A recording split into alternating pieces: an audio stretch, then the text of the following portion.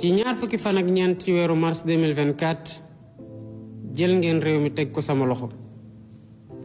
ñu ñëwaat 17 novembre 2024 ba tey ngeen gën ñoo dëgëral jox ñu majorité parlementaire bu kenn naatable xam nañ bu baax li ngeen bëgg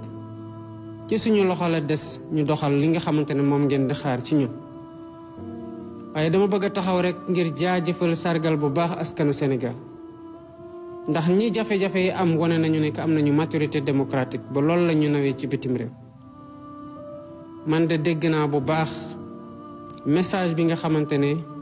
joxe ngeen ñu ko ci urne yi te xam naa li ngeen bëgg mooy ñu ubbi buntum soppi ak buntum naataangi ak buntum rupture waaye doxal ko ci jubal ak jubanti loolu moo tax ba ma dal di jël décret bi nga xamante ne moo organisé woon le COS-Petrogaz di saytu lépp loo xamante ne ci wàllum pétrole ak gaz bi feeñ Sénégal gën ko yaatal jox place yu gën a bëri opposition gën ko ubbil société civile waaye tamit ubbil ko syndicat yi ak ñi nga xamante ne seen xam-xam màcc ñu jëm ci wàllu yooyu li ma ci namm mooy lii nga xamante ne mooy meññeemteefu réew mi mooy ressources naturelles yi ñu mën ko jëfandiku ngir njëriñu ñëpp ci ñi fi nekk tey waaye tamit ñiy ñëw ëllëg waaye nag nañu xam ne te nangu ne changement ak rupture mënul am ci fenn foo xamante ne guerre daf fa law sax fa dakk bu ñu bëggee changement ku ne ci ñun war na pare ci moom ci boppam changer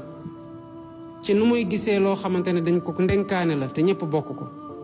waaye tamit ci nu muy liggéeyee ci digganteem ak li nga xamante ne moom la ko réew mi dénk loolu moo waral ba ñu taxaw ci modifier loi bi nga xamante ne mooy loi portant statut général de la fonction publique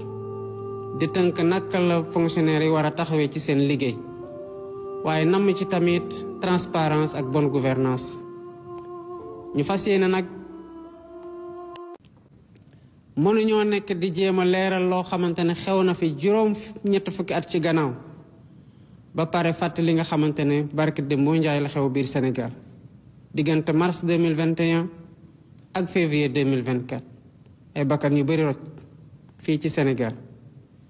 ni ñu amalee ñi nga xamante ne ñoo nekkoon caaroy 44 ñu boom leen juróom ñett fukki at ci gannaaw pour leeral lépp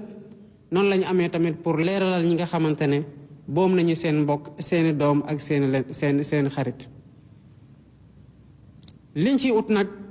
du benn feyeeku ndax dañoo jàppalul kenn dara sax bay feyeeku waaye ñi nga xamante ne loru nañ ci dañoo soxla xam lan moo xew balaa ngay baal da ngay xam kan moo la tooñ te soxla nañu ko seen njaboot soxla nañu ko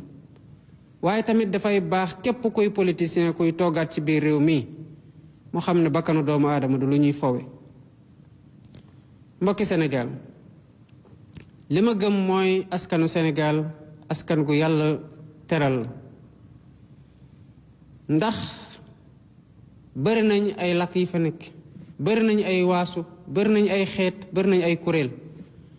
waaye loolu dañ ci mës a tënk ko doon ci def mu doon doole ci ñun mësul nekk lu ñuy feewale loolu moo tax ba li ñuy donn noonu ci maam yi muy doole ci ñun dañ ko war a sàmm bu baax a baax sukkandiku ci nag pour liggéey loo xamante ne ku ne dinga ci gis sa bopp ba lu ci meññ rek doon li ñëpp bokk ñëpp jot ci waaye day am solo ñu bañ a fàtte mukk ko ñu doon ak fan lañ jóge jël ci ndono yooyu ci mbaax jël ci ndono yooyu ci jom ci fula ak fayda delloowaat ko ci lépp loo xamante ne moom la ñuy liggéey moo waral ñu woote liggéey ci réew mi ci njub ci jubal ak ci jubanti ci sama responsabilité wu gardien des institutions xamante ne xarit nga ci biir Sénégal dinañ la jàppee xarit gën a jëflante ak yow waaye tamit ubbeeku ci ñëpp te tamit sàmm seen intérêt au Sénégal loolu moo waral ma diggal ministre des forces armées mu xool naka la sumbeeg waxtaan ñi nga xamante ne seeni militaire yaa ngi ci biir Sénégal te war fii jóge ndax wax te yàlla nag yàgg nañu fi lool te amatuñu liñ fiy def. mbokki Sénégal dama leen di woo ngir ñu waxtaanaat xoolaat ñun fu ñu jóge ñun ñooy ñan lan mooy suñu mbaax ak fan lañ bëgg a jëm. gannaaw réforme politique yi ak réforme institutionnelle yi dina baax ñu taxaw seetlu tamit li nga xamante ne dañ ko war a sàmm te mooy lu ñu boole. askanu Sénégal yàgg naa daj metit ci balaa ñuy dog boomu jaam, ci bu ñuy xeex pour am indépendance, ci xeex yi mujj rek pour samp démocratie. waaye yàgg nañoo wane ne que askanu Sénégal ay jàmbaar dëgg lañu, askanu bañkat lañu. loolu moo tax baren gi ñu fas yéene woon te def ko indiwaat anniversaire u massacre Thiaroye 1944. liñ ci namoon mooy sargal ñi nga xamante ne boomoon nañu leen ci Thiaroye, waaye tamit delloowaat dëgg bu ñu bëggoon nasaxal ci li xew foofu Thiaroye. waaye fokk ñu nangu ne mënuñoo nekk di jéem a leeral loo xamante ne xew na fi juróom-ñett fukki at ci gannaaw ba pare fàtte li nga xamante ne barke de moo njaay la xew biir Sénégal diggante mars 2021 ak février 2024. ay bakkan yu bari rot fii ci Sénégal. ni ñu amalee ñi nga xamante ne ñoo nekkoon Thiaroye 44 ñu boom leen juróom-ñett fukki at ci gannaaw pour leeral lépp, noonu la ñu amee tamit pour leeralal ñi nga xamante ne boom nañu seen mbokk, seeni doom ak seeni xarit.